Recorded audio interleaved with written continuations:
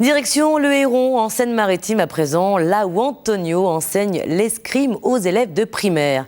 Ça change un peu, voire beaucoup, des sports plus traditionnels. Pour les élèves, c'est une véritable découverte. Vous allez le constater vous-même puisque vous allez assister à la première séance d'initiation.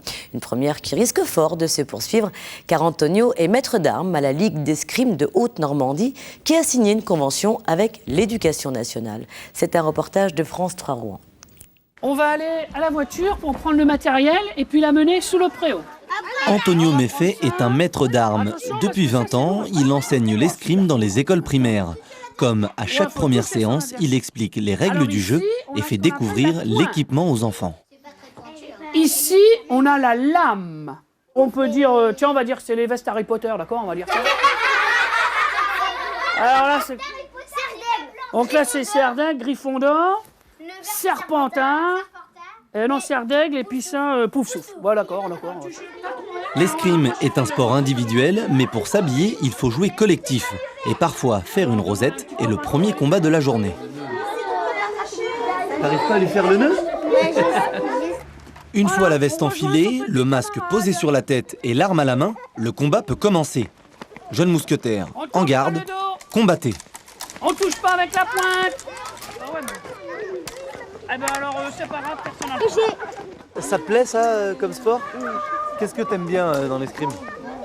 Bah surtout les combats d'épée. J'ai essayé de toucher mon adversaire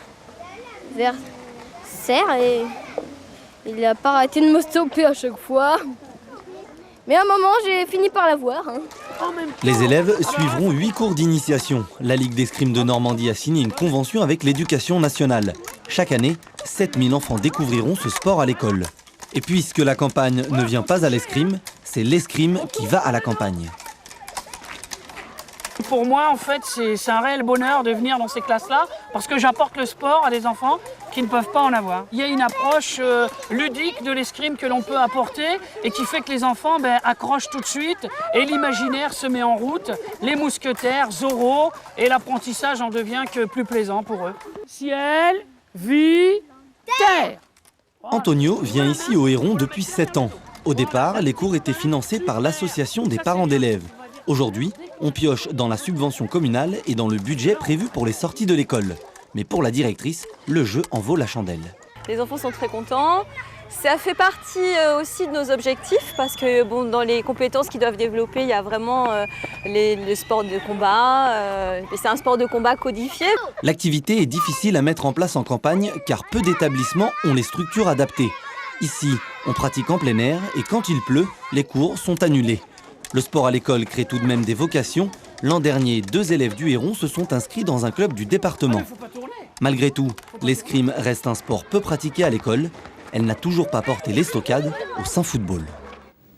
Sur le plan national, 15 établissements chaque année sont concernés par ce dispositif. Le but étant d'inciter les ligues à se rapprocher des établissements. Si c'est votre souhait, alors rendez-vous à la Fédération française d'escrime au 14 rue Moncey, Paris 9e. Le téléphone est le 01 44 53 27 50. Et enfin, rendez-vous sur escrime-ffe.fr.